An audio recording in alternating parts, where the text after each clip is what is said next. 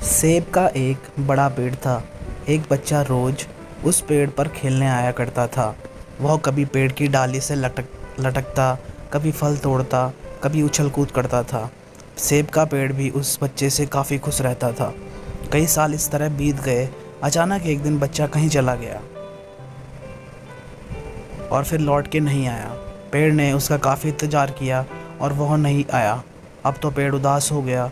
काफ़ी साल बाद वह बच्चा फिर से पेड़ के पास आया, पर वह अब कुछ बड़ा हो गया था। पेड़ उसे देखकर काफ़ी खुश हुआ और साथ खेलने के लिए कहा, पर बच्चा उदास होते हुए बोला कि अब वह बड़ा हो गया है, अब वह उसके साथ नहीं खेल सकता। बच्चा बोला कि अब मुझे खिलौनों से खेलना अच्छा लगता है, पर मेरे पास खिलौने खरीदने के लिए पैसे नहीं हैं। पेड़ बोला, उदास न हो, तुम मेरे फल तोड़ लो और उन्हें बेचकर खिलौने खरीद लो। बच्चा खुशी खुशी फल तोड़ के गया, लेकिन वह फिर बहुत दिनों बाद वापस नहीं आया। पेड़ बहुत दुखी हुआ। अचानक बहुत दिनों बाद बच्चा, जो अब जवान हो गया था, वापस आया। पेड़ बहुत खुश हुआ और उसे अपने साथ खेलने के लिए कहा, पर लड़के ने कहा कि वह पेड़ के साथ नहीं खेल सकता। अब मुझे कुछ पैसे चाहिए, क्योंकि मुझे अपने बच्चों के लिए घर बनाना है। पेड़ बोला, मेरी शाखाएं बहुत मजबूत हैं, तुम इन्हें काट कर ले जाओ और अपना घर बना लो। अब लड़के ने खुशी खुशी सारी शाखाएं काट डाली और लेकर चला गया। वह फिर कभी वापस नहीं आया।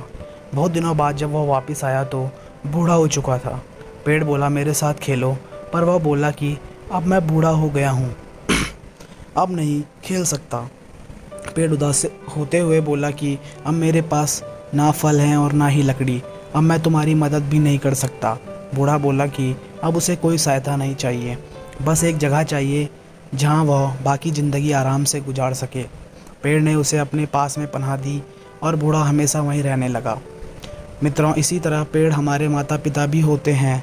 हम जब छोटे होते हैं उनके साथ खेलकर बड़े होते हैं और बड़े होकर उन्हें छोड़कर चले जाते हैं, और तभी वापस आते हैं जब हमें कोई ज़रूरत होती है।